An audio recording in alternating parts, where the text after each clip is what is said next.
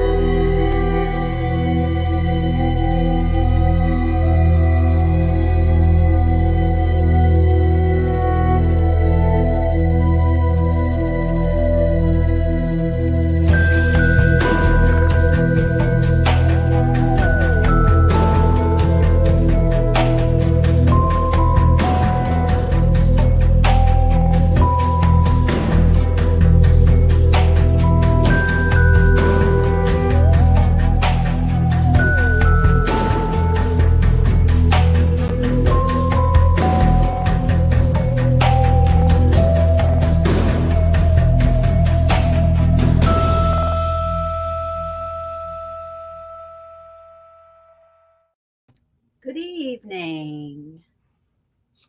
How are you? Great. Thank you. Hey, what an intro. I love your intro. Oh, thank you. Yes. Yes. Very Thank you nice. so The much. lights going, all different ways, and the ghost. Yeah, it looks good. Very effective. Thank you. Yeah. I appreciate that. Yeah. So how are you this evening? Where are you at, by the way? Okay, so I live in Luzerne County, a little town called Mackinac, but just for the record, I was born in Berwick, Pennsylvania, Columbia County, same as Richard Sharp Shaver. Nice. Yeah. Awesome. Do we have a time difference? Like, what time is it there? No, we're good. Time. We're good. Yeah, Eastern Standard Time. So good. Awesome. Yeah. Okay, so this is good. Yeah. Yeah. All right. So I'm gonna say your name. Correct me if it's wrong. But Maxim Furek. Very good. Right? Yeah. How did you get that so right? No, nobody else does. I don't know. And that's just how it, when I read it, that's how I read it. So, yeah. And that's how I've been saying it. So thank God, because I've been telling people you're coming on, and that's how I was saying it. So I'm glad, that I was saying it correctly. So so I'm going to shut up because I'm sure, nobody wants to hear me jab away. But no, I want to hear you gab. So,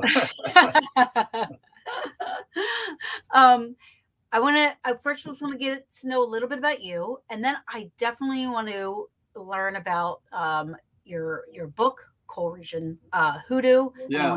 I want to know about hoodoo and all of it. And we have an hour. So okay, that's cool. I'm gonna shut up. Okay. Go ahead. Okay, mark time. So so my name is Maxim Furek. I'm from northeastern Pennsylvania, what we call the Coal Region. And I'm a former psychologist and addictions counselor. So, that was my bread and butter job. After I retired, I worked for the Pennsylvania Department of Drug and Alcohol Programs.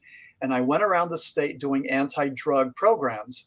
And one of my programs was exploring new drug trends, which was really cool. At one time, I was really on top of my game. So I was familiar with bath salts, synthetic cannabinoids, all of these drugs that pretty much promise euphoria and a wonderful experience, but a lot of them just makes you psychotic. So there's a lot of bad stuff out there.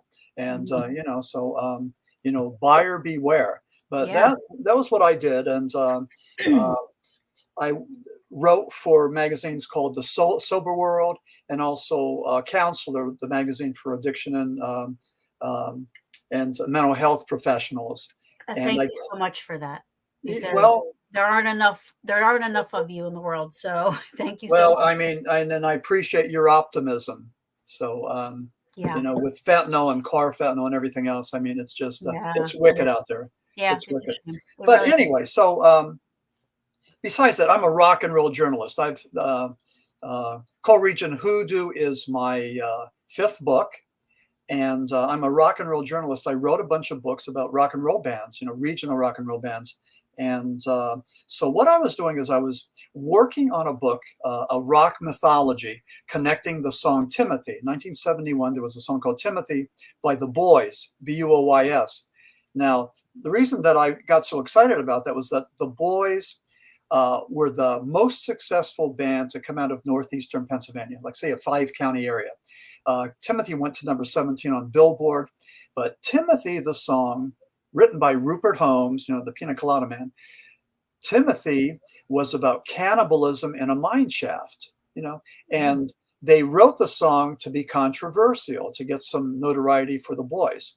So what I was doing, I heard about the Sheppton mine disaster of 1963. And I guess this Sheppton hat is like backwards, right? Is it backwards? No, I can see it. I can Oh, see you it. can? Okay, Yeah. I can. Okay, it's backwards for me. Okay. Well, anyway, the 1963 Sheppton mine disaster paralleled the song Timothy. In both cases, allegations of cannibalism. In Sheppton, threw her entombed for 2 weeks. And they extricated the two guys. They wanted to know what happened to the third miner, and they never found him, but there were allegations of cannibalism. So as I was researching, as I was researching the Sheppton mythology, I came across all these paranormal aspects. For example, out-of-body experiences, near-death experiences, and afterlife experiences. So Sheppton became the Myth, Miracle, and Music, the book that I wrote in 2018.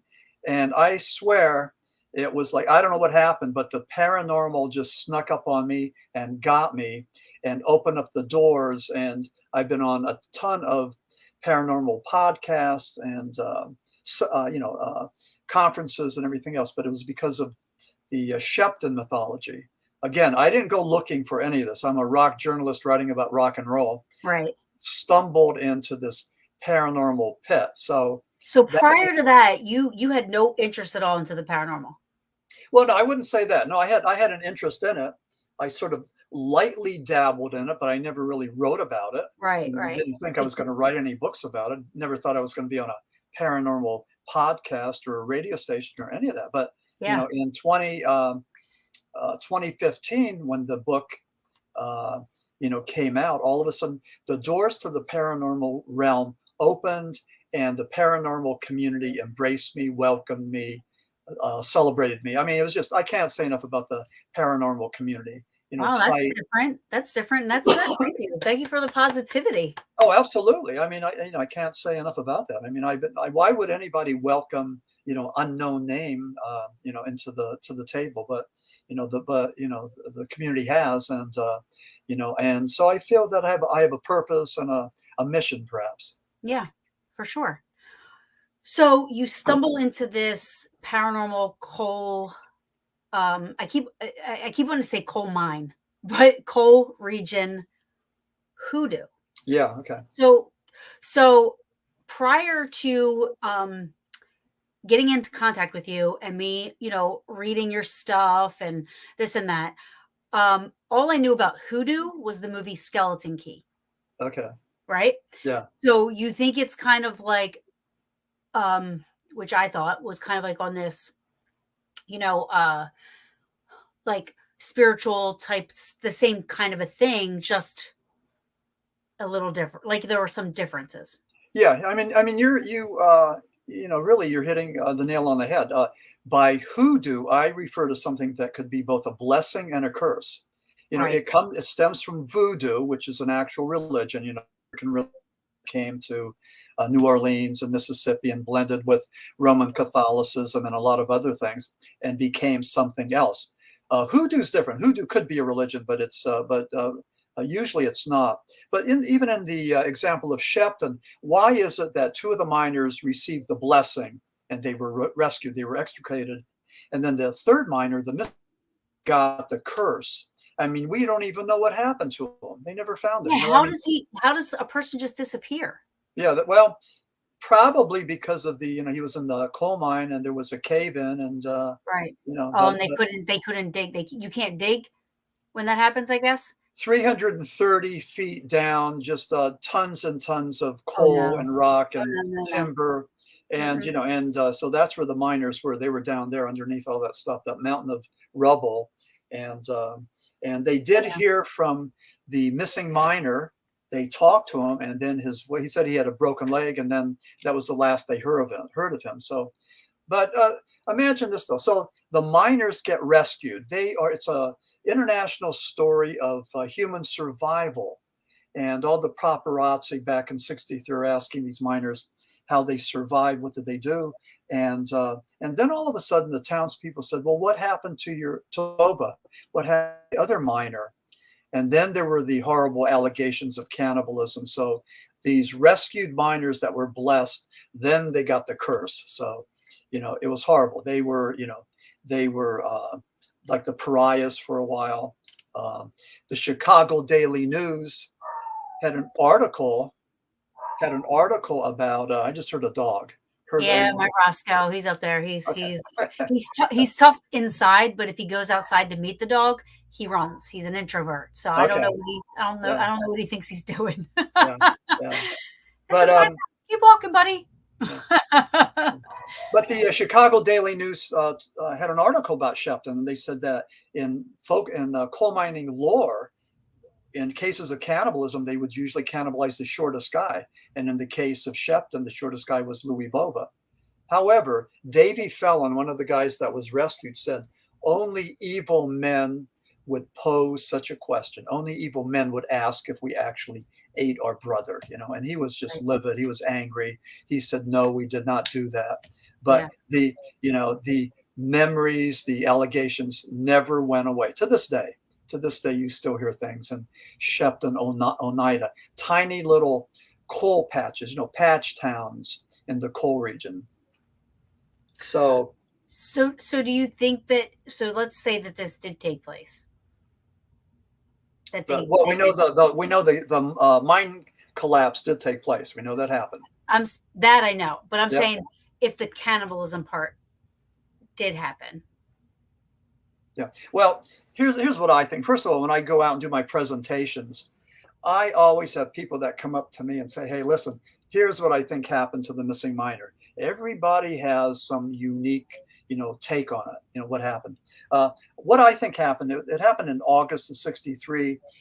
They sent down the buggy. It was on a Tuesday morning, August. They filled up the buggy with coal. They sent it to the top.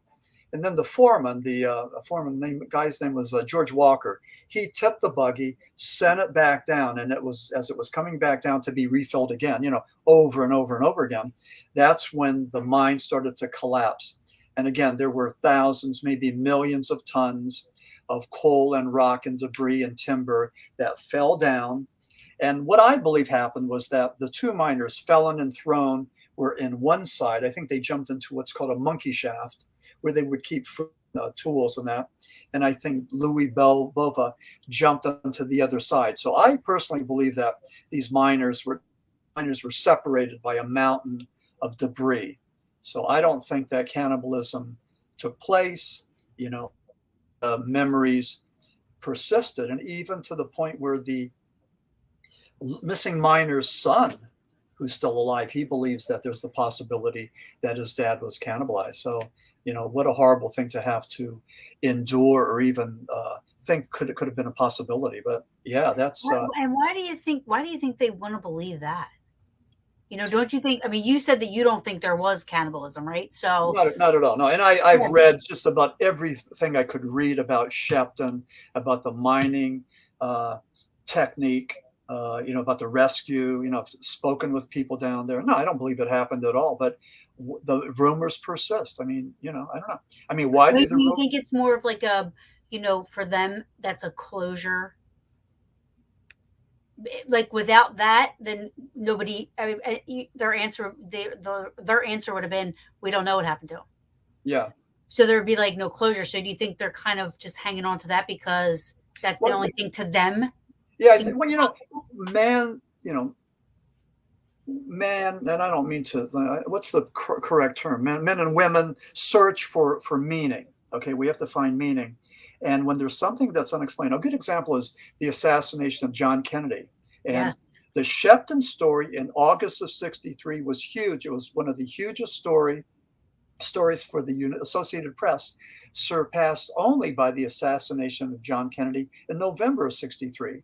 Now, why is it that so many people hang on to I don't know, is it a conspiracy theory that he was assassinated? I mean, there's been so many books and documentaries about that, the single bullet theory. I mean, so many things. So I don't know, but I mean, that just doesn't go away. With Kennedy, there's so many moving parts So I don't know if we'll ever have closure with that.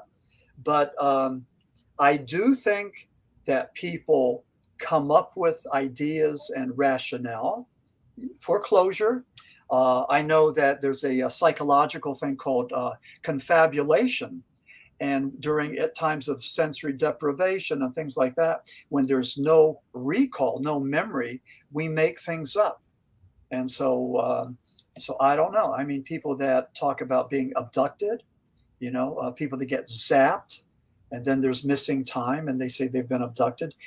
Were they really abducted, or did they confabulate and make this thing up to, as you say, to give it closure, Right. to make it full circle? I don't know. I mean, we don't know. But with the paranormal, all of us in this paranormal community, what I'm trying to do, like I view myself more as an academic, a scientist, and I'm just trying to take the paranormal and the spiritual and bring it a little bit closer to the scientific, just to try to make some sense of it, maybe give it some definition. Okay, so that's what I think we're all trying to do. And Sheppton is just one of those things that, won't go away, gets bigger in the retelling. And one of the reasons is for the miners who were trapped there for 2 weeks. They saw the vision of Pope John the 23rd. Pope John the 23rd had died in June of 63. Sheppton took place in August. So this was an example of life after death. In all three miracles, purported miracles of Pope John the 23rd, all three of them happened after he had died. His MO, his modus operandi was the same. He just stood there in the corner with his arms folded, giving these people in Sheppton and in Italy, people, lives that he saved with these miracles, giving them the sign, the indication that they were going to be saved, that everything was going to be all right. So Pope was canonized. Pope John the 23rd was canonized in 2014. Vatican scholars and academics cited Sheppton as one of his miracles. Of course, in Roman Catholic mythology, somebody doesn't get canonized unless they've demonstrated a life of piety and holiness and good works, and somebody that you would call a human being that you would say is holy. Right. And also with the miracles, you and I don't just go out there and perform miracles, but according to Roman Catholic mythology, God works through these people. They're Nazarenes, that's the term, and they are chosen because of their life of piety and holiness. So that's, pretty much what happened. But I mean, I've spoken with, Catholic priests and nuns, and I've spoken with Catholic exorcists, and all of that has gone into Coal Region Hoodoo because I get excited about that. I mean, the miracles, the apparitions, the demons, the world of demonology and all that. So yeah, because it's looked at as a religious belief type of a thing, just like with the Roman Catholics, or the Catholics, I should say too. Yeah. They believe you can perform exorcisms and stuff like that. You know what I mean? So there is some type of spiritual / religion thing happening there.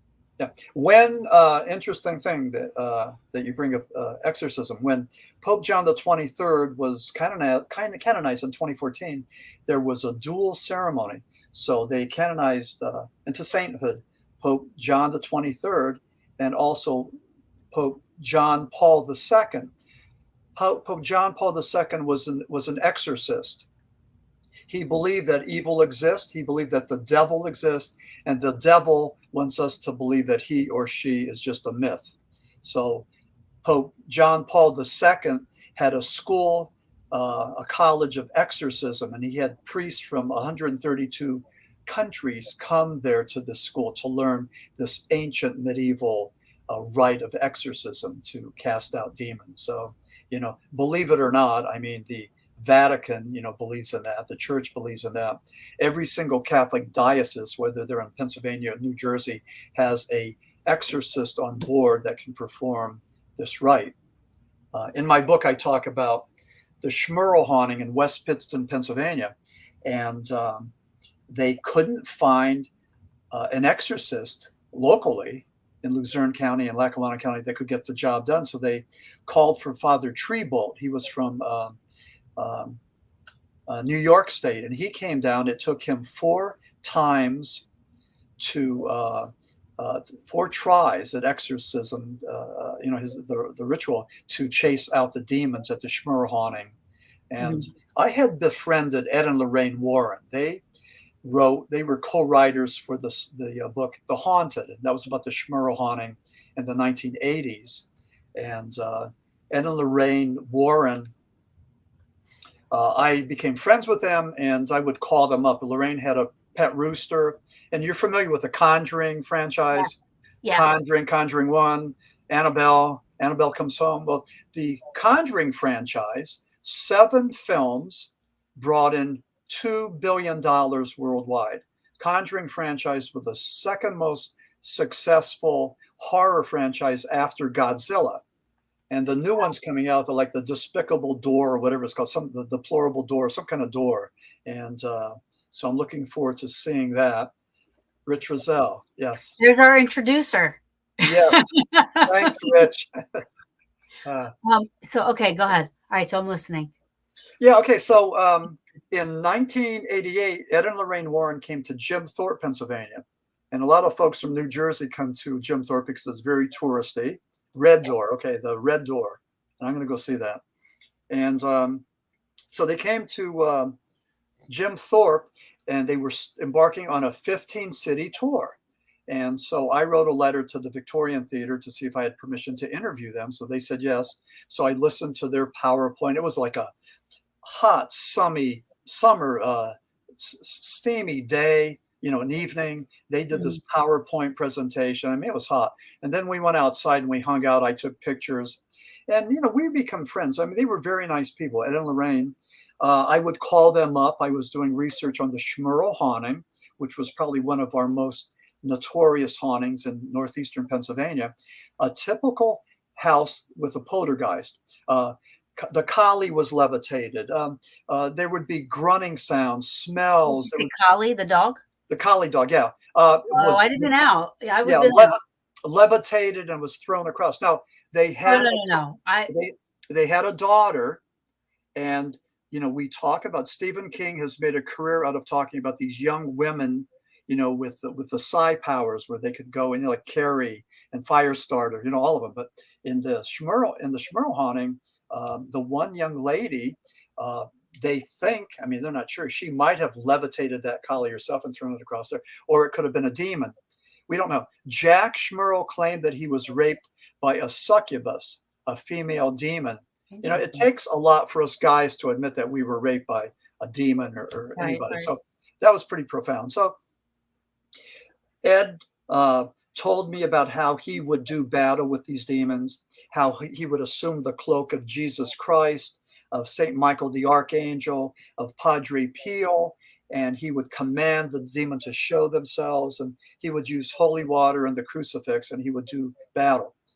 And for some of you listeners out there, we have a number of notorious, I think that's the right word, exorcists in northeastern Pennsylvania. And the one guy is I believe he's Greek Catholic. But in one of his interviews, he said that the power of Satan is great, but the power of God is even stronger. Oh, I believe that. Sure. Yeah, but these folks talk about that evil exists. And there was one, I don't know if I could find it, but let me see if I can. In my Coal Region Hoodoo book, there was a Father. Do you remember, really quick? Do you remember? I think it was Pope John Paul II that he was still there when this happened, but I believe it was Harvard. Harvard was going to allow some academic group have a satanic mass. There was one. And then the Pope at the time called for everybody in the world to do an hour of prayer while that was going on, because the dean said that he couldn't stop them from doing it. even though the Pope reached out to him, and asked him to please don't allow this, And I remember thinking like, wow, that's like such a profound thing that's happening. Like the Pope is calling the dean of Harvard. You know what I mean? Like who would go through those great lengths unless you're not worried about it? Well, there are people that worry about it, and we should be worried about it. I mean, Yeah. I'm worried about all these young kids that are rushing into the haunted houses. I mean, I don't know what they think they're doing, with their equipment and everything. But I mean, that kind of scares me because I mean, some of these places may be portals to something dark. Um, I warn people all the time. Again, this is my personal opinion, but I warn people about seances and tarot cards and fortune tellers and Ouija boards. For some people that are vulnerable, it could lead us down a slippery slope and a dark path. Yeah, what Uh, I think people have to, I think people have to be bold enough, brave enough, I guess, or, they have to be willing to say, listen, I'm not going to do that until I've been educated. I learned how to right. use this. I know how to do this, because there are people out there that use those things that know what they're doing. But then you have a handful, like you said, there's a lot of people that come in and see it, which is one of my biggest thing with the TV shows. They see this happening and they think that this is how it is, so they just automatically think like, that's my teacher. So I'm going to go run around and tell ghosts to throw stuff at me and do what you want with me and stuff, because they think that's what we do. Uh-huh. you Yeah, know? well, I think it's a good thing. You can educate yourself and you can be a student and you can learn about all this. But be careful. The quote I have, this was from Father Treebold. He was the one that went down to the Schmerl house. He was a priest, an academic at St. Bonaventure University, which is real close to Pennsylvania. It's on the New York border. But anyway, he was trying to cleanse a property, and he couldn't get the job done. In his quote, and this is in Coal Region Hoodoo, but he said this quote: "Some ground is just bad. No one knows why. So just leave as soon as you can and take only your things with you. Don't discuss your plans inside the house. This place is just a hole to hell." So he said, just leave. And then after that, he did go down to the Schmerl haunting in West Pittston, Pennsylvania, and was able to go and chase away those demons. That was controversial to this day. Some people thought that it was a hoax. They thought that the Schmerls were just trying to make money by writing a book or getting involved in a made-for-TV, a Fox a TV program. I don't think so. I don't think anybody would put themselves through that kind of humiliation, and castigation that they experienced. I mean, nobody would do that. As a father, you wouldn't allow your family to go through that. So I believe, first of all, that something did happen there, and that the Schmerls were telling the truth. The other thing, the Catholic Church was 100% behind finding out what was going on here. They didn't turn their backs and say that the Schmerls were crazy, that they were looking for attention. None of that. They sent priests there to the Schmerl house to spend the night there, to listen for these grunting sounds and the sounds of demons. They sent in exorcists to try to go and cleanse the place. And then finally, Bishop Timlin realized that he didn't have anybody that was good enough, so he had to go and call for Father Treebolt from St. Bonaventure, who came down and finally got the job done. So it was a pretty interesting case, and Anne and Lorraine Warren were involved in that. And so that was the Schmerl hunting. But Coal Region Hoodoo talks about some what I would call spiritual aspects, whether it's about the miracle of Pope John the 23rd, the exorcism in the Schmerl haunting, the out-of-body experience experienced by the miners And I have a chapter on Saint Teresa of Avila. She's the 14th century Spanish mystic who said through prayer and meditation, we can reach states of ecstasy and rapture and what she called the flight of the soul, when you actually leave your body, like almost like astral projection, an out of body experience. And that happened with the Sheppton miners. So with Coal Region Hoodoo, I just tried to go a little bit further than my Sheppton book.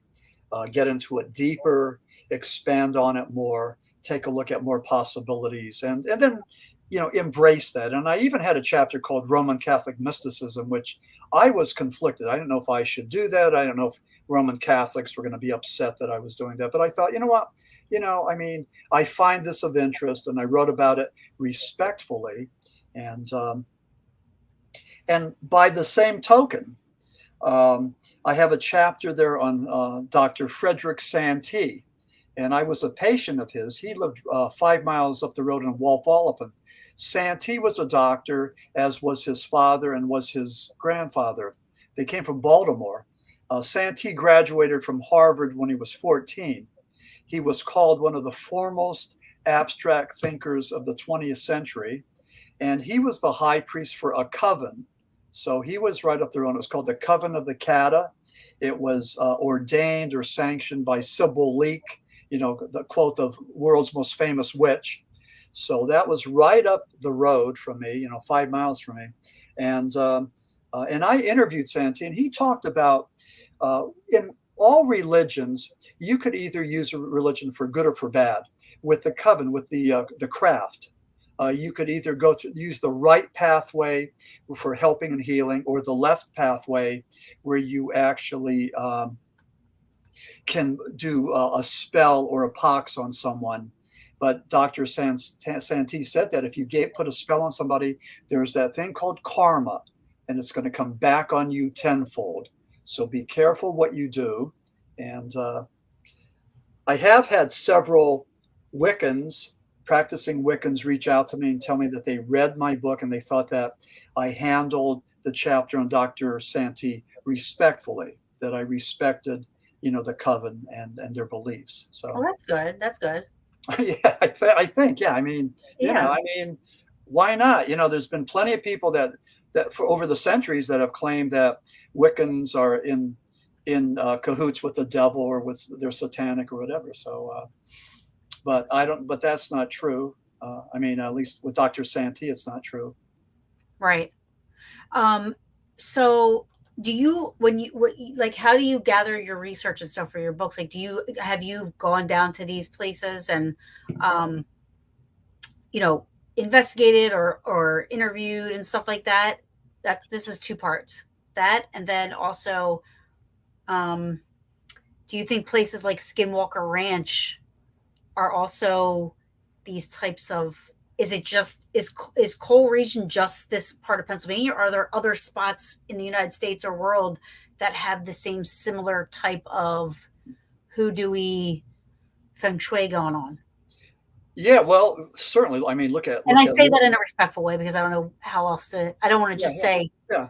Well, or is Coal Region the acta or what you label it as? Yeah. Well, first of all, as a guy from northeastern Pennsylvania, I realize that we have a whole lot of superstition and mythology in that culture, but nobody talks about it. Stephen King, out of talking about all the stuff that's happening in Maine. So with Sheppton, when I wrote Sheppton, that just blew up. I can't tell you just how wonderful, what an experience that was, doing presentations and being invited to conferences and everything. So Coal Region Hoodoo follows up on that, but I wanted to tell the story that was Pennsylvania centric. So Coal Region Hoodoo starts out in the Coal Region, both northeastern Pennsylvania and western Pennsylvania. I talk about Chestnut Ridge, and that's the 100-mile stretch outside of Pittsburgh. It encompasses 4 counties, about 100 miles from Pittsburgh, north of Pittsburgh, to West Virginia. And Chestnut Ridge has more Bigfoot sightings and also Bigfoot/UFO sightings, and that is Bigfoot sightings along with UFO sightings. So there's something of the paranormal that seems to be accompanying Bigfoot. When I did my research, I talked to uh, Stan Gordon, who's out there in Western Pennsylvania. He's pretty much the guy that documents all of the Bigfoot sightings and the UFO sightings. So he's written several books, like Silent Invasion. And as a matter of fact, Stan and I are going to be at the Bigfoot and Supernatural Expo. That's going to be September the 30th in Johnstown, Pennsylvania. So I can't wait to go out there and tell people about Coal Region Hoodoo. And, that should be exciting. But, people are finding out about me, through some of my books. And, I'm getting these invites. And, Rich Rosell has been a big help and a really good friend. I love Rich. Yeah, he's a great guy. Yeah, he's just nonstop. I mean, he has more energy and he does more stuff and, goes to Paracon and everything else. So, he's a great guy. And has his programs in Berwick and, they're wonderful. So I can't thank Rich enough. But there seems to be a real keen interest in the paranormal these days in 2023. And I'm just wondering, as a podcaster host, I mean, what do you think? What's driving that interest? I really, honestly, I'll be honest, and this is not a political statement or anything, but I think COVID. Okay. When COVID, I've been doing this, like I said, I've been doing this six years now, almost 7. So I've been around for a while. And when COVID happened, nobody could hang out with each other. So people discovered Zoom meetings and and that. Yeah. And then everybody decided, you know what, I'm going to do a show. It was podcasts, and then it was live investigations, and then it just kind of took off from there. So it's like, that people could go to abandoned locations and open woods and stuff and investigate and go live and share it with people, or they can hang out with their friends on, so it started to kind of happen after that. And now it's just, us old timers, we're like, hey, I'm still here.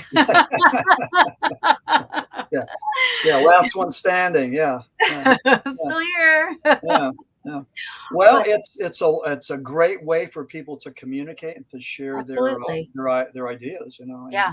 And I support all of my fellow podcasters and stuff. I'll share their shows and I share theirs, so I promote people, just as much as they promote me and stuff. So it's the podcast part of it is a good side of it. It's just a lot of the other stuff kind of can get a little drama, but it is what it is. It's with everything, I think. Yeah. For the folks in the area, there's going to be a Bigfoot, first annual Bigfoot Expo in Leesburg, Pennsylvania. And that's going to be August the 12th. So I've been hearing some buzz about that. So Leesburg is by Catawissa, by Bloomsburg, just outside of Bloomsburg. So, we'll see what that's going to be all about. So did you say Port Richmond? No, I said Leesburg. No, before. A Bigfoot Expo. Yeah. So you were telling the story about when you were saying about like the different areas, and you said that you were saying something about Port Richmond. I think you said Port Richmond. I wasn't sure. No, I said Chestnut Ridge, and then there was Johnstown. I'm sorry. I thought you said Port Richmond at some point. I know I totally just went like, I have ADHD, by the way, in case you didn't know. Okay. Yeah, Chestnut Ridge. Okay, it's known as the Twilight Zone of Pennsylvania or the Disneyland of the paranormal.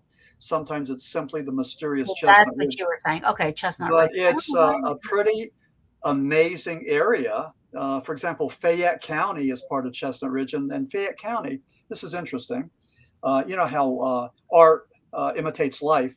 When they shot Silence of the Lambs, they used the house there in Fayette County as the home for Buffalo Bill, the serial killer. And Buffalo Bill, the serial killer, was patterned after Gary Hynek. And he was the crazy guy from Pennsylvania. He was a minister, he was a genius, and he was a serial killer. He would go and abduct these, mentally deficient women and then capture them and put them in dungeons and all this. But Oh my gosh. Gary Heidnik was the last person to be executed in Pennsylvania. He was from Pennsylvania, and so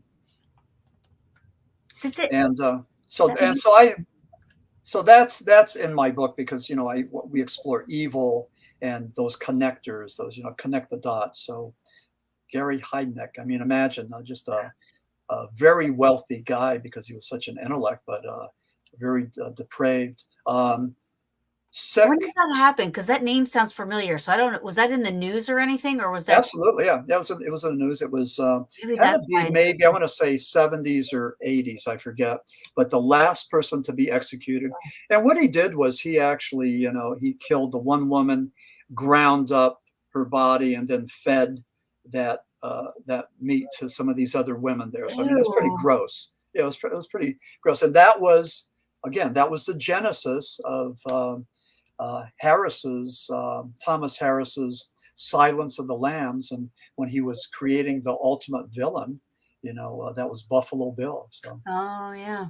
Pennsylvania guy, So Yeah. anyway, in my book, I take a look at evil, why we get scared, why we go to horror movies.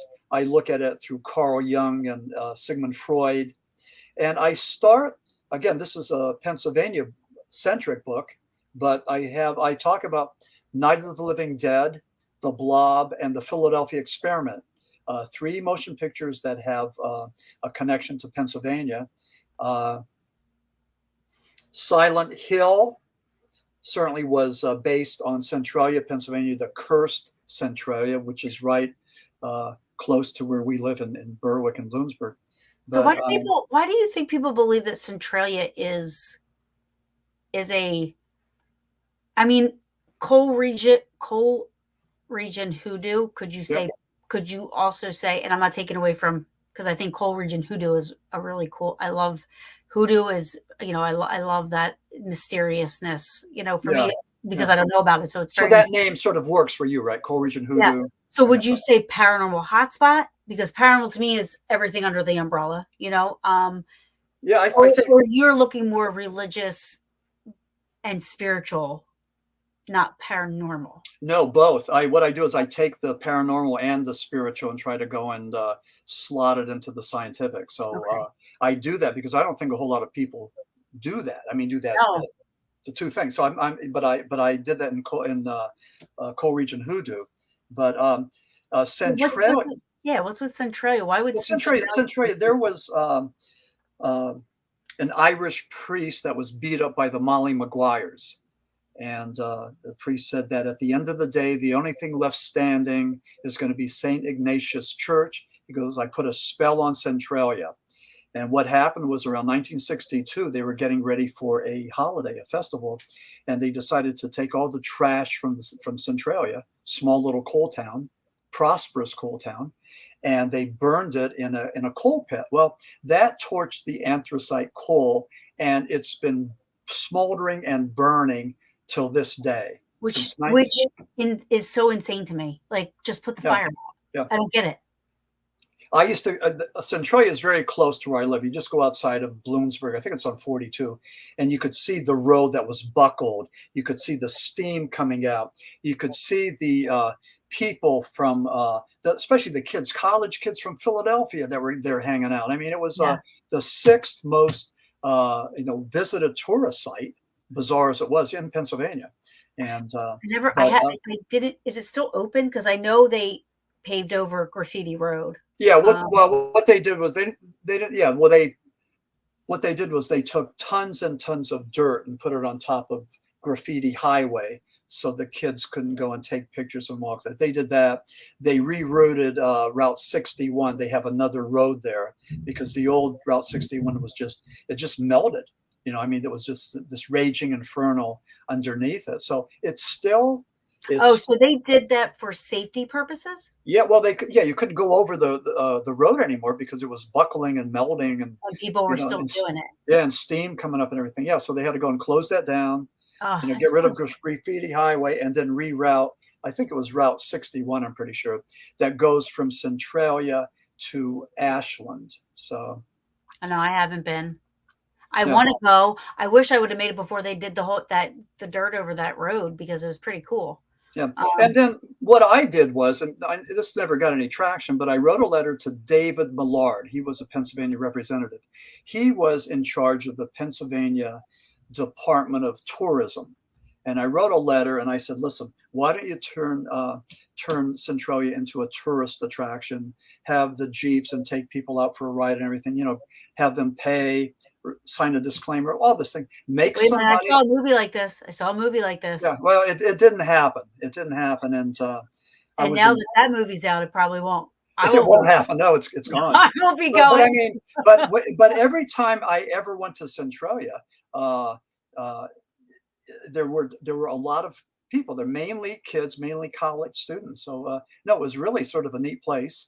Yeah. And then they started to arrest people for going there on Graffiti Highway and everything else. So they took the fun out of it. The authorities. So too bad. But there is a church there. I believe it's a Russian Orthodox church, and they still have mass there. And I think they're having a pilgrimage that's coming up. Maybe in August, I heard. So Really? Yeah. So there's about what, 7 people that still live in Centralia or something? Maybe 5. I mean, but your guess is as good as mine. I mean, it's dwindling, and after they leave or die, that'll be it. So the government, the state came in, and with eminent domain, they bought out everybody and relocated them. And then you had conspiracies. People said, well, there's so much rich coal underneath Centralia that the government or the state wants this for themselves. But it's not true. It's like you said, with closure, people couldn't accept the fact that Centralia was burning, was gutted, that they were being chased out, bought out. I mean, that's horrific. I mean, that's pretty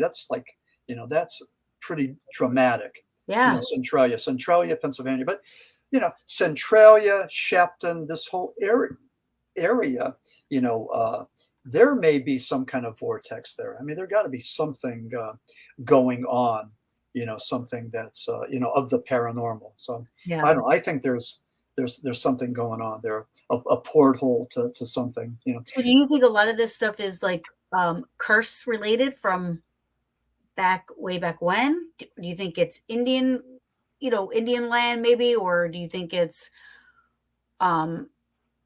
stuff on that end of it, or do you think it's strictly with like paranormal and religion and good versus evil and all that stuff? Yeah, I don't know. I mean, certainly we know that the fire started when they threw all the trash down into the fire, the coal mine, and set fire to it.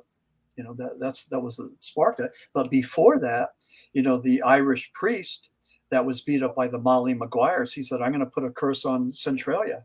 Right. And see, that's why if I ever made it to King Tut's tomb, I wouldn't touch nothing. Yeah. I am superstitious. Do you think superstition and so I don't believe that dolls can, then this is just my belief, and it might be the unpopular opinion, but this is how I don't believe that objects can be possessed by anything. I believe that they can retain energy maybe, but to be possessed by something that's going to jump out of a buddy stick and jump into me, I don't think that can happen. However, with that being said, and hold that thought, because I want to get ready to interject. So keep on going. all right. If I were to go see this, I think it's Buddy the Doll, where there's all these rules. You have to you can't touch the glass. You have to ask if you could take his picture, blah, blah, all this stuff. Yeah. I laugh at it, but I'll be the first one to do that shit if I was ever to come in contact with it. Yeah. You know what I mean? Only because I'm superstitious. I'm like, I don't believe in it, but I'm not going to test it. Yeah. But would you say that I'm a believer, or would you just say that, No, I mean, you have a right to, to your opinion and to try to figure this out like the rest of us do. I think that with some of these objects that are allegedly cursed, like maybe Annabelle, the doll, maybe somehow we project psychic energy onto this object and do something with that. Again, psychic energy, where we are strong and powerful, and So I don't know. I think that's one possibility. Whenever we talk about Bigfoot or UFOs, there seems to be parallel tracks. Either flesh and blood. Either solid, tangible thing, or psychic projections, like Carl Jung talked about. The collective unconsciousness, or even interdimensional. That some of these things come from another dimension. And if I showed you a book cover, can you see this right on? Yeah, yeah, you might have to. Yeah. Yeah.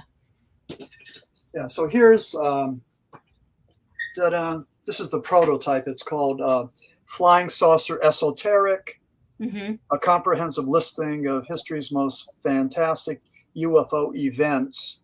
And that's my title, coming out hopefully this summer. But awesome. I take a look at some of these philosophers and astrologers, who are looking at things like other dimensions and parallel worlds, and saying that you exist now as you're living, as you're dead, and before you're even born. That you're living in all these different realities, all equal, realities. So, all of these things that we read about in science fiction has been articulated by philosophers and scientists. And as I'm researching Flying Saucer Esoteric, I'm just amazed. My summer project is I'm immersing myself in every book on flying saucers and UFOs that I could read. I'm researching it, and I talk about everything from the contactees to the abductees, the hoaxers, the scientists, planetary explorations, all this. It's fantastic, and it's not just one thing, and it's mainstream.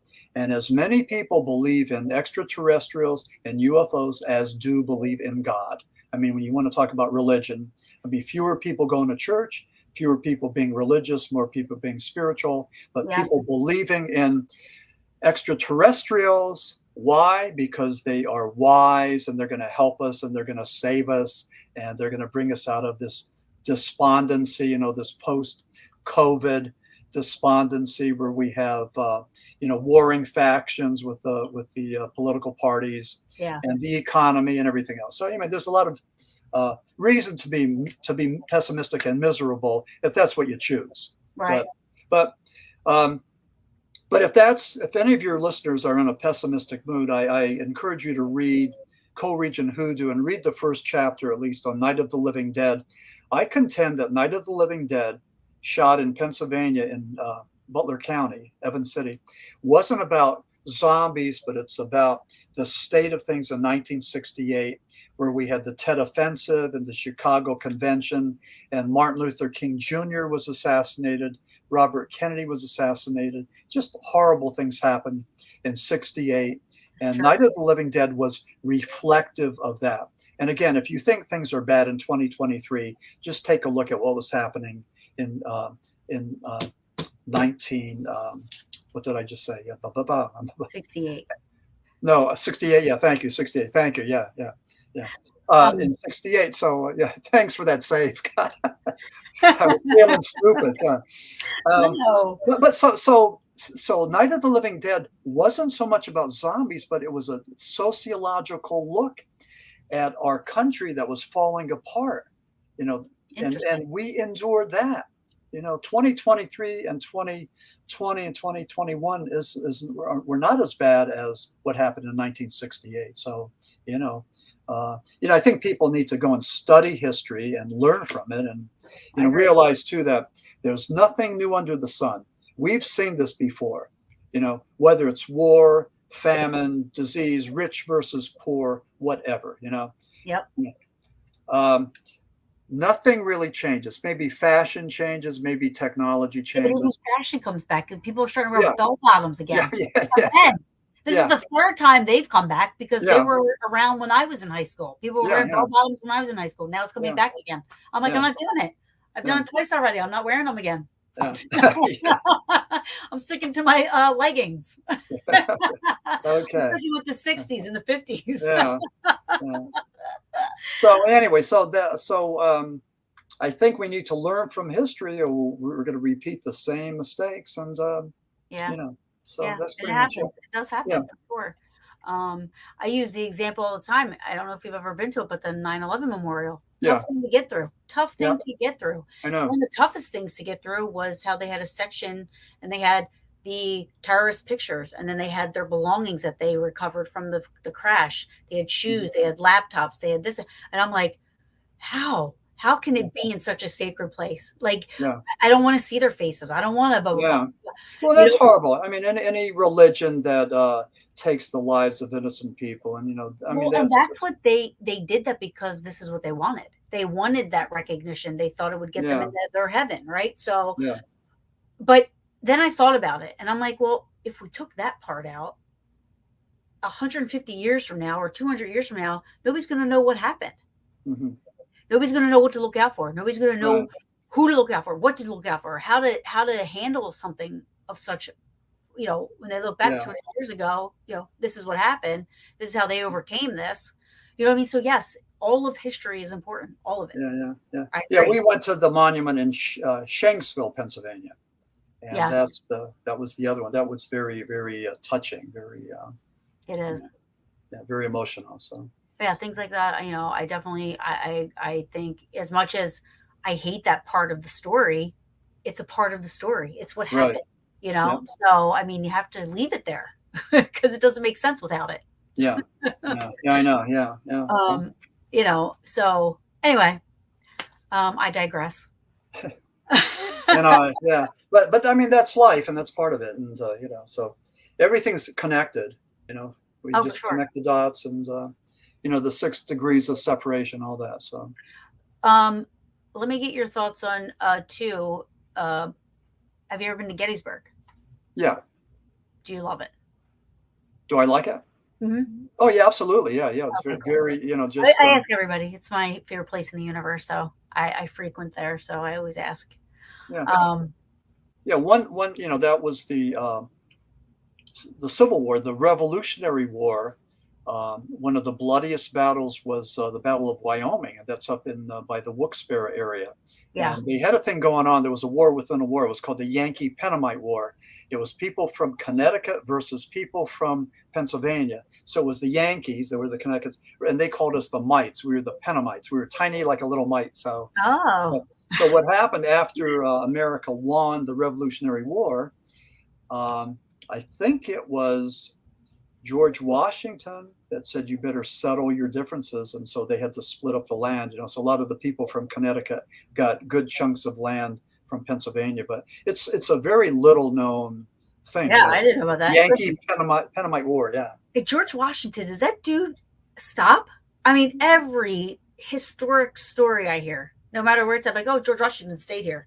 Oh, George Yeah, Washington, George Washington. I'm like, that dude was everywhere. yeah, He was everywhere. yeah.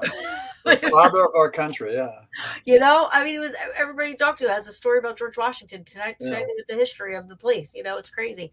So yeah. now I start this is all respectful, but I say George is a whore. I was like, he got around.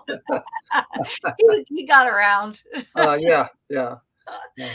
And Ben Franklin as well. Ben Franklin was the ladies' man. Oh, really? Oh yeah, yeah, Huh. That's yeah, interesting. yeah, yeah, yeah, yeah.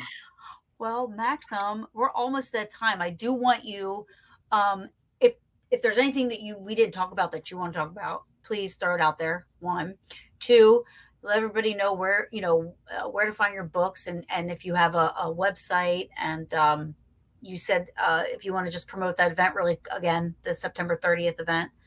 Yeah, Yeah, yeah, yeah. September 30th in Johnstown, Pennsylvania, will be the Bigfoot Cryptid and Supernatural Expo. So that's going to be in Johnstown on that sounds September fun. 30th. August 12th, they're doing a Bigfoot Expo in Elysburg, Pennsylvania. That's in our backyard. And if anybody's interested in an autographed copy of Coal Region Hoodoo, please, you can visit my website, which is www.maximfurek.com. And, and you could just look me up. I'd be glad to go and autograph a copy for you. And, we appreciate it. And also, if you do buy the book, please leave a review on Amazon. I mean, that seems to do something to the algorithm. I'm not exactly sure what, but, it seems to help us authors when people leave a review. So, That's awesome. Yeah. Even good or bad, or no bad? Yeah, doesn't matter. I like my book. I think it's well researched and well written. It was proofread a million times. So I just think it's smooth and clean. So I stand by it. Right. And I've had over 400 references in the book with books, magazines, and personal interviews. So I back up my ideas with I validate it. So right. Yeah. That's awesome. I'm looking for. I'm going to actually order one. So I want to read it. I'm very interested. I kind of thumbed through some things, and I was actually looking really forward to this. So I thank you for. Thank you. Yeah, this is great. So it was nice to see people pop up and do the comments and about Chestnut Ridge and Centralia. And, yeah. And I'm definitely going to make a trip out to Central. I've been saying it for so long, but I definitely am going to do. See, what happened was that movie I was talking about was Chernobyl Diaries. Oh, yeah. Okay. That messed me up a little bit. Yeah. That was grim. Yeah. That was grim. Yeah. It was a great movie. Yeah. But I was like, maybe I'll skip Centralia for a little bit. I got to get over this one first. Yeah. There's less of Centralia now. I mean, it's too bad. I mean, they could have, I don't know. Our leaders, our government leaders could have been a little bit more progressive thinking, and they weren't. So yeah, that stinks. Yeah. All right, and I think that's. I mean, we said where to get your book and everything, right? And I definitely want to have you on again. I'd like to, certainly with the Flying Saucer Esoteric. Yeah. By the way, what do you think of that name? Flying Saucer Esoteric. As does a Coal Region Hoodoo. It is a total grabber for me. Okay. Yeah. I would be interested. I would pick it up and be like, oh my gosh, what is this? I want to read about it. Yeah, I think it's going to. I want to educate myself in a lot of stuff. You know what I mean? So that's why I have so many different topics of guests on. I've had so many people, UFO people, Bigfoot people, angel people. Yeah. Parapsychologists, doctors. I've had everybody on. So, even Satan worshiper, somebody that I've just to learn, Yeah. I was very surprised, to be honest with you. So it in a good way, not in a bad way. But so your head must be filled with a whole lot of stuff, right? Which isn't good for ADHD. But so my brain's constantly like, yeah. But I love it. So I love your titles of I was excited about this just because of the title of your book. I love it. I couldn't wait to learn about it. Yeah, and somebody was calling me a paranormal researcher, but I'm more of a paranormal author. I like to write about this stuff. I don't go into haunted houses and look for demons or ghosts or spooks. I don't do that.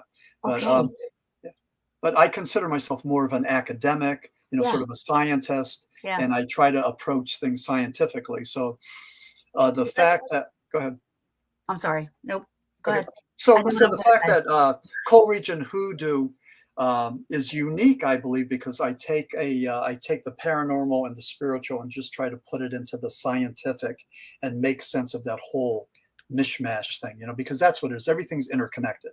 So yeah, for sure. I have a good friend, and for some reason, every time there was a couple of times his name popped up to me to tell you to either look him up or kind of I can introduce you guys. But his name's Justin Bamforth. I don't know if okay. Yep. Justin. Yeah. Oh, okay. Justin and I were at the Fort Festival in Baltimore. Oh, that's where I first met him. Yeah. So wonderful. They took us all out to dinner. Crab cakes, yay high, Yeah. I'm telling you, my favorite story of his was the story of the phone calls that Gary Sudbrick. Yeah. Did you hear those phone calls? Yes. Yeah. Men in Black. Yeah. I was so pulled in right then and there. So Justin's been on my show probably like 7 times. Okay. So then finally I had Gary on, the guy that received the phone calls. Yeah. Oh, wow. Okay. I was so into that story. Yeah. I mean, I almost had to beg Gary because he was like, Yeah. he was like, okay, I'll come on. I was like, thank God.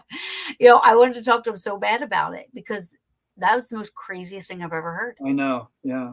So while you're like talking about all this stuff, I'm like, oh my God, Justin would be a great guy for you to collab with or like talk to, or you know what I mean, whatever, because he does almost the same thing you do. He writes about this stuff, and he finds people's stories, and they, so it's the same thing. I mean, I think that's great. I think his book is The Spectrum, and it's a really good book. I like his book. He mentions Timothy Green Beckley, and I had been on Tim's Exploring the Bizarre. And I miss Tim Beckley. He was just a friend and a mentor and a crazy guy. But man, I mean, I just love the guy. And, he died about 2 years ago. So, oh, I'm sorry. Yeah, yeah. And the other thing, Albert Bender, the guy that gave us the Men in Black, he is from Duryea, Pennsylvania. That's in our backyard. Interesting. He was the guy that talked about Men in Black, and and then people like John Keel and Gray Barker wrote about it and made it sort of infamous. But I mean, Justin Bamforth is talking about the Men in Black. I mean, there's something there. There may be government operatives that are trying to keep some of us from talking. I mean, that's the premise, So we just don't know, and we don't know because of government cover-ups. And a good example. Kecksburg, 1965, December 65, something crashes outside of Kecksburg, Pennsylvania, in western PA, in Chestnut Ridge. Oh, interesting. Yes, yeah, interesting. Of course, where else, Chestnut Ridge. Right. And anyway, so it's the military, 1.5.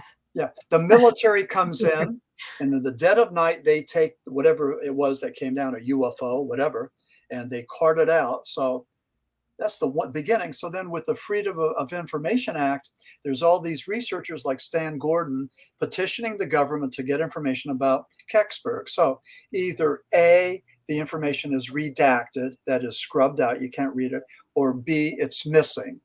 Right. The sheets of paper are missing. So Kecksburg is the Pennsylvania Roswell. The same thing happened in Roswell. We get cover-ups and distortions and denials and stories that it was a mogul, balloons and skyhook and everything else, so the government keeps on with these other excuses, but we really don't know. We really don't know what's up with Roswell, and it won't go away because the government just, keeps on confabulating different things, zig and zagging, I mean, that's what they do. So. Yeah, for sure. Oh yeah. Like, I feel like when they came out and they said, okay, we're going to humor the fact that there could be aliens or UFOs or whatever, I said, is that them just like going, okay, but anything that comes our way, we're still going to say, oh no, that was this, that was that, that was this, are they just saying that to keep us quiet, so we stop, demanding, wanting to know, oh, they finally admitted it. But everything that comes to them now, is that going to be like, oh yeah, that was just a balloon, a hot air balloon. That was a military experiment. I got some breaking news. This is new and improved. I don't know if you've heard this or if your listeners have heard this, but a couple of things. One is White Mountains. There's a Netflix documentary that's coming out, I believe in 2023, called White Mountains or White Mountain. It's about Betty and Barney Hill. Oh. And it's being produced by, are you ready? Former President Barack Obama and Michelle. So they're the producers of White Mountain. I know. And then I don't know. I mean, Betty and Barney were an interracial couple. Barney was black. Yeah. I think he was a postal worker, and Betty was a social worker. But, the interesting story about that, it was 1962. One of the first cases of abductees where something happened. They were disheveled. They came home and there was missing time. They couldn't account for this time when they were going through the White Mountains. And then after a while, they went to see Dr. Simon. He was I believe he was a psychiatrist from Boston, and through regressive hypnosis, they found out that they believed that they were abducted and probed, experimented with, and all this other stuff. So that was the Betty and Barney Hill story that kicked off a whole lot of other abduction stories. Bud Hopkins was a researcher that looked into this. John Mack from Harvard was another one. So there were some scientists that gave credibility to these abductees. And so that was pretty interesting. But anyway, White Mountains is coming out. The other thing that of possible interest, that just, I think the last day in June, the Senate passed this bill. I believe it was a defense bill. And it said things like that if anyone finds an extraterrestrial, a craft or a body, they have to have transparency. They can't do reverse engineering. They have to go and, they can't experiment on these things and others. So it's just like some really weird text. But they want you to call Will Smith right away. Pardon? They want you to call Will Smith right away. Yeah. I don't know what they want, but I don't know why they're doing this. I mean, since 2020, the Pentagon's been, kind of weird. They're saying that if you see a UFO, we want you to come forward without fear of castigation. So they're telling people that. So they want people to come forward. They're admitting, this is 2020, the Pentagon's admitting that 3% of the things that they see, they can't identify. And it's either ours or it's theirs, like Russia, Iran, or maybe China's, or it's extraterrestrial, but we just don't know. These craft that we're seeing are so fast and maneuverable that we don't have anything like that. So I don't know what it is, but interesting. Yeah, all very interesting. And is it I have yet to see anything fun in the sky besides Perseids meteor shower and stuff like that, which I love, but maybe one day, Yeah. I'm not saying I don't believe in it. I do believe that there's absolutely other beings in the galaxies or universes, or you know what I mean? It's too infinite to not believe that, or to think we're the only ones. But I don't think they're close. I think that Mars had life at one time, but now it doesn't, like all the water's dried up and everything. And I'll tell you what, the same thing is going to happen to Earth. Well, I was just going to say, maybe that's there because it's like we're supposed to be, that's our history. Yeah, well, exactly. And a million or a billion years from now, with global warming, I mean, we're going to be a pressure cooker. The water is going to evaporate. We're going to be choked. We're going to die, just like the dinosaurs. So, I mean, that's inevitable unless we do something about, the carbon emissions and all this other stuff. But, it's politicized. There's different sides, and I think the young people. Unfortunately, it's politicized. You know what I mean? Like it doesn't have to be. Yeah, but I think the young people get it. I think the young people get it more than us older people. That's what I think. So, but I mean, I believe that we should do something for global warming. To make a difference, make the planet better, and there's little things I notice that I have to say, okay, something is going on, because like I've for the longest time I didn't see lightning bugs. Oh, okay. So I've seen a couple of them here and there recently, and I didn't realize I wasn't seeing them until I started seeing them again. Mm-hmm. Fireflies, little lightning bugs. Yeah. But it's little things like that you notice. Like we don't get thunder and lightning storms rarely. We get rain. We'll hear thunder for about 3 seconds. It passes. I remember we used to get a lot of thunderstorms, thunder, lightning, boom booms, like awesome storms. Yeah. And it's few and far between. We get rain. We sure get rain. But those awesome thunderstorms. Yeah. It barely snowed this winter. Yeah. I was down in Florida and I heard that you had a mild winter. So very mild.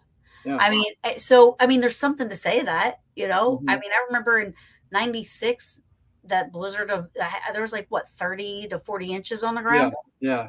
We don't see that. Yeah, I know. Yeah. Wow. Anymore, Yeah. I don't know. I don't know what it means. I mean, Look at the icebergs and out in Antarctica or in the Arctic, that yeah, are going away, and right.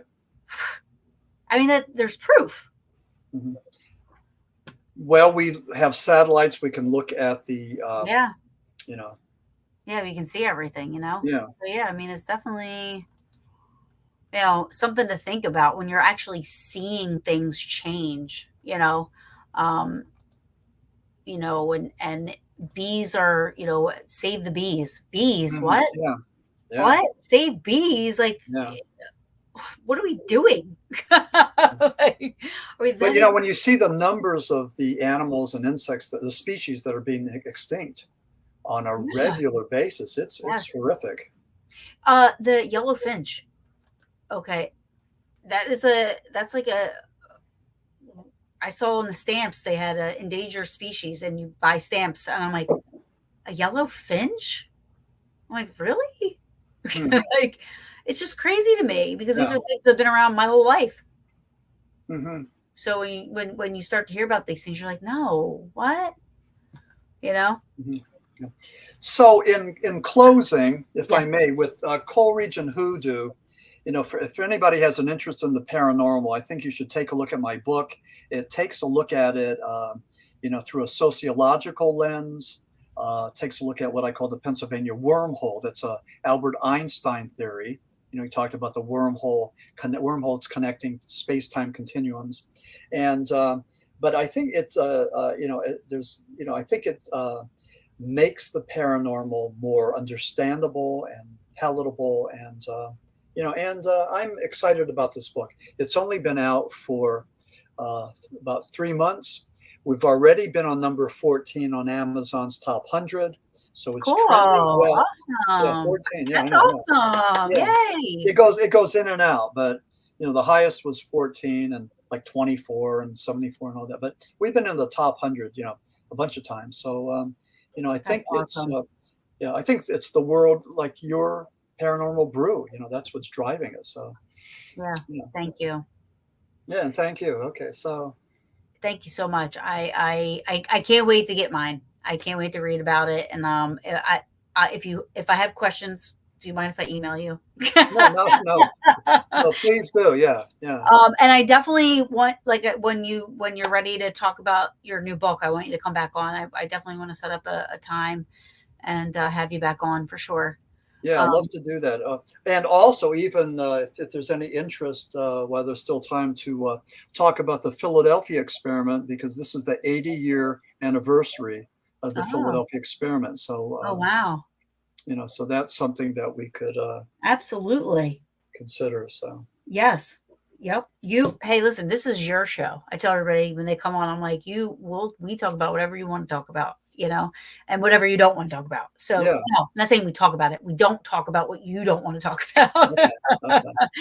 So, I want to thank you so much for coming on. It was a pleasure. And I do look forward to having you on again. It's Okay. Well, very thanks, Karen. I mean, you're a great hostess, and I really enjoyed being on your show. And I love reading all the little comments from your listeners. So this is kind of cool. Yeah, yeah, for sure. And I'm again happy you came on. I know you were supposed to come on before. We had to reschedule, which I'm glad we Yeah. rescheduled. So now you can't get rid of me. I will be emailing you again to set up Okay. another date. Okay. So Okay. have fun, and everybody, please check out my awesome new friend Maxim Furek right here. Check out his books. Coming out with a new one. But thank you, and thank you to Rich. I love you, Rich, for introducing Yeah. me. Yeah. Thanks, Rich. So, with that, I will say good Uh, night, everybody, and talk to everybody soon. Okay. Good night, everybody. Thank you.